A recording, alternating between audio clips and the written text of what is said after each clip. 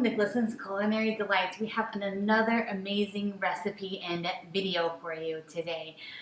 So stay tuned. If you haven't liked or subscribed yet, please do so. Our videos are amazing. There's lots of them to choose from, and they come out every Sunday. So please subscribe. You can also check that notification bell, and it'll tell you when my new videos come out, so that way you can be ready for them and you can watch them. So today the recipe that I have for you is kind of a little bit of my childhood. I'd like to share some nostalgia with you guys just because it's fun and those recipes are amazing. So growing up as a kid, for most people, they love the summertime because there's no school, and also you get like fun things like going to the beach, going to the pool, hanging out in the sun. Sometimes if you live in a nice neighborhood, you get like people coming by like ice cream trucks when you hear this music sometimes.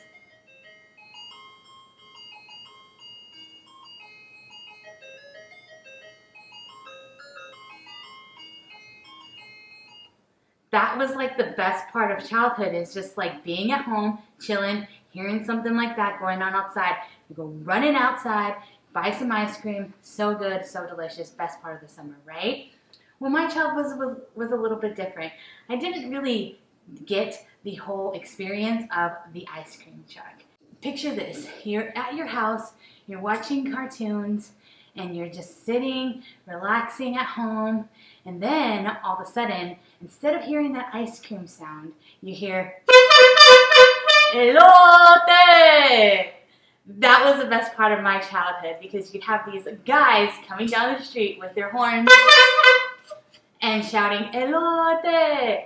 So we would always be super excited about it, because we would get into our house, we'd go run in there, dig into couch cushions, try to get as much change as we could, run outside to meet this guy with a shopping cart that was selling corn and mangoes out of his cart.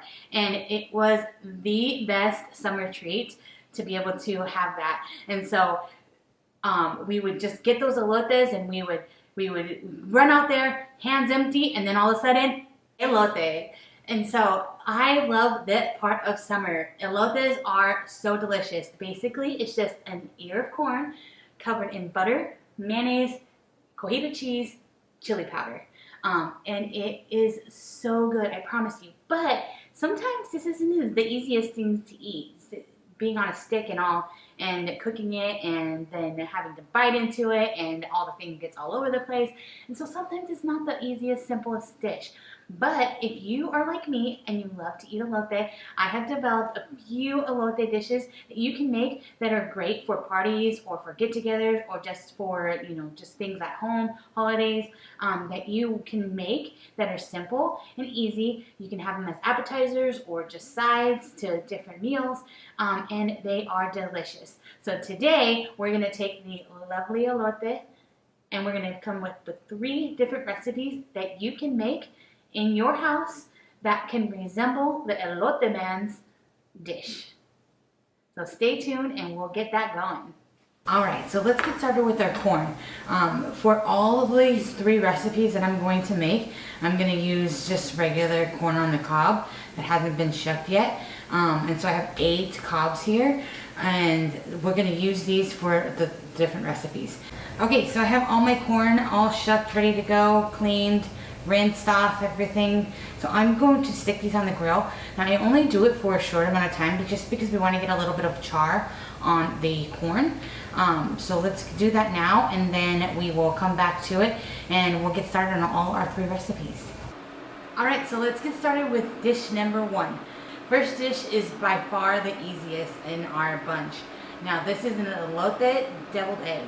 And so they are so delicious, and they're really easy. And so how I do my deviled eggs are super simple. So we're going to get our water. We have our water filled up to the top, and we're going to bring it to a boil. Once it's at a boil, we will drop in our eggs, put a lid on it, turn off the heat, and let them sit for 12 to 15 minutes. All right, and we are back. So we've got our eggs. They are hard boiled. I have them separated now. So I've got my yolks here, and in here I've just got my whites, and they're all cut in half. And so we are going to fill them, but first we're going to make our mixture for our hard-boiled eggs. Now one way you can do this is you can just get the yolks and you can just use a fork and mash them, which is fine, but I find that it's really hard to get it through my pastry tip when I'm trying to put them into my eggs. So I like to stick them in a fine mesh sieve, and then I just push them through there so that they're really thin and easy to mix, and they fit through my pastry bag super nicely.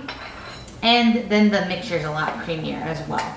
So that's what I'm going to do, is I'm just going to push them through. And you, like I said, you can skip this step if you don't, or if you're not using a pastry bag, or if you don't care if it's a little lumpy, then just mash them with the fork and that's perfectly fine.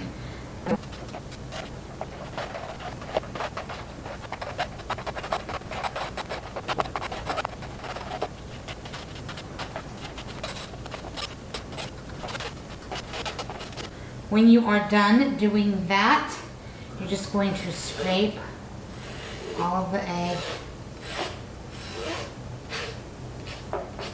Right, so we've got our nice eggs that have been pushed through that mesh sieve, and so now we can make our egg mixture. So egg mixture is really, really simple. Like I said before, I'm gonna have my recipe for this down below in the description, and it's in the description it's just gonna be for one egg, so you're gonna have to multiply it or divide that or whatever you need to do to get to the amount that you need for the amount of eggs that you're going to use. So I just eyeball it because I've done this so many times. The main ingredients of this are mayonnaise. We got some Dijon mustard.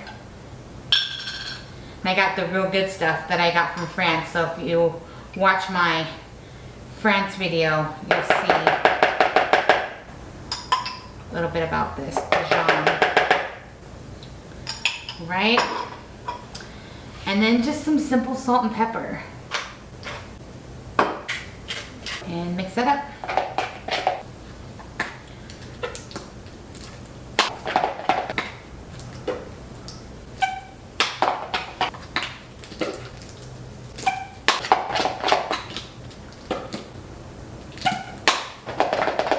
So we've got a nice creamy mixture. It's not too thin. You don't want it super thin, but you don't want it to be dry either. So just make sure that you have enough mayo to Dijon to make sure that it's not too dry, but also not too thin. You can give it a taste if you'd like, just to make sure that it's at the consistency that you want it. All right, so now we're gonna fill our pastry bag with our egg yolk mixture. Now I want you to see how easy it is for me to squeeze this out, because it's just because of what we did with the fine mesh strainer. So I'll just do one first.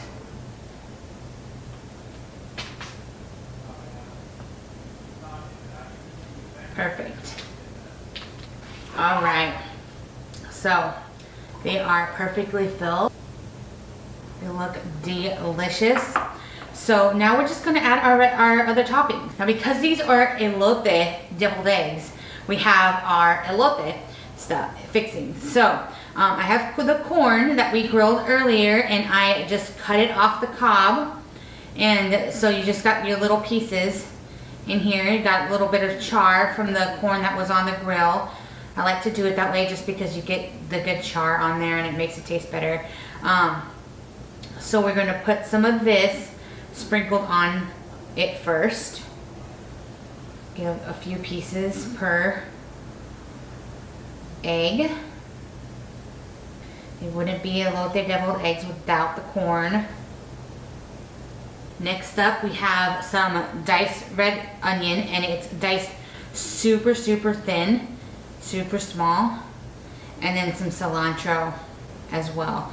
So we're gonna put the onion on first, just a few little pieces. All right, then we've got our cilantro. Just put a little bit on each one. All right, so now we have our cojita cheese that's shredded.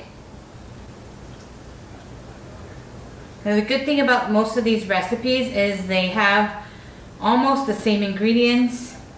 There's just a few variations, but cojita's necessary for elotes, the corn, the cilantro. Those look so good. And then last but not least, you're just gonna do a sprinkle of chili powder. All right, and we are done. Check those babies out. So good. We are going to do a taste test and then we'll move on to our next recipe.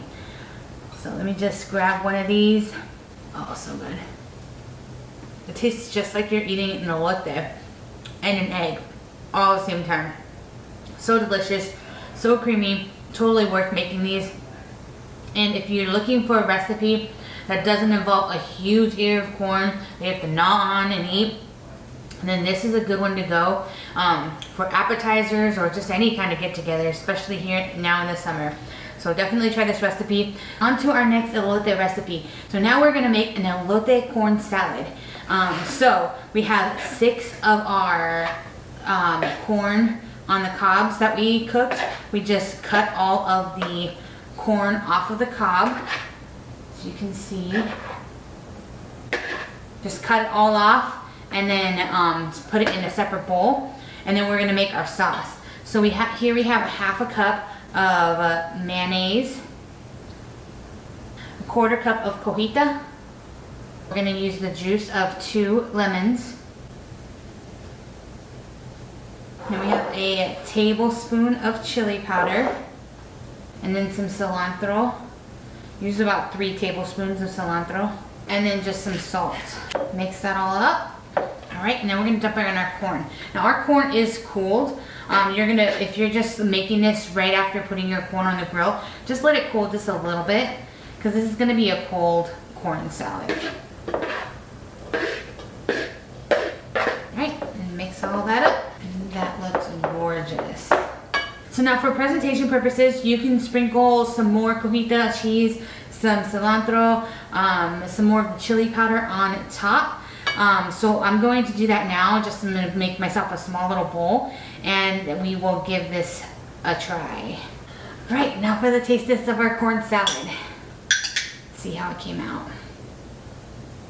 Of the 3 recipes that I'm doing today, this is the one that tastes the most like an elote, only because it has every single ingredient that an elote has, just broken down into a salad instead of on a big corn on the cob. But it is so good. All right, there you have it. Corn salad. Next recipe. So the next one is a really pretty, a little bit more difficult than the others. But it is by far my favorite of all the elote recipes that we're having on my channel today. So stay tuned. Let's get to that next recipe. All right, let's get started on our last dish. We've got some lovely, delicious elote queso dip that we're going to make, and this is by far my favorite. So I put 2 tablespoons of butter in our pan, and I'm just letting that melt. And then I'm going to put in 1 full jalapeno. You can put less if you don't want it super spicy. And I'm just going to let that cook for a few minutes. Okay, then I'm going to put in 2 cloves of garlic, and I'm gonna let that cook for another minute. You don't want the garlic to burn, so don't overcook it. All right, so now we're gonna add our thickening agent, and I'm gonna be using flour for this, so it's got a couple tablespoons of flour. I'm just gonna sprinkle it all over the jalapenos and garlic, and we're going to stir it so that flour is coating all of the jalapeno garlic, make sure. And then we're going to cook that for another minute, just so that way you get rid of that flour taste. Okay, now I'm going to add in milk, and now I'm using evaporated milk, but you can use regular milk too. I feel like it tastes better with the evaporated milk for some reason.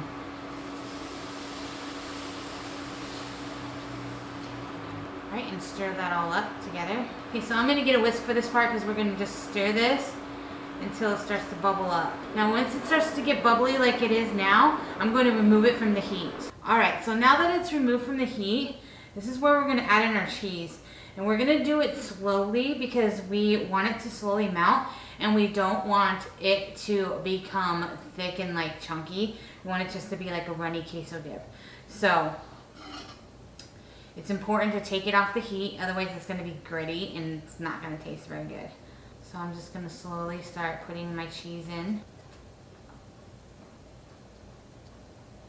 All right, look at that. Okay, so now we are gonna do our elote part of this. So I'm just gonna season this with some salt, and then I'm gonna do most of my corn. So I've got two to 3 ears of corn. Okay, so now we're just going to finish it off. So I'm just gonna use the rest of my corn and just stack it up in the middle of our queso dip. And then we're gonna use some cilantro, sprinkle that on top, and then some queso fresco. And last but not least, since we're sticking with the theme of elote, and this is one of the ingredients, just gonna sprinkle it with just a little bit of chili powder. And there we have it. All right, so it wouldn't be Glisten's Culinary Delights if we didn't actually try our creation. So, open this bag of chips here. Grab a little bit of the middle with all the yummy goodness. Oh yeah, if you can see that cheese, it's just so creamy. Gotta love the queso dip, and especially when it's a elote queso dip. Oh, so good. All right, so there you have it. We've done 3 amazing, delicious elote dishes today. If you are like me and you love elote, definitely try one of these recipes at your next party, or all of the recipes at your next get-together, because they are so good, so simple. And I'm gonna show you guys away so I can eat some more of this queso dip because it is delicious. So if you haven't liked and subscribed, please do so now. Otherwise, I'll catch you guys in my next video. Thank you very much. Bye.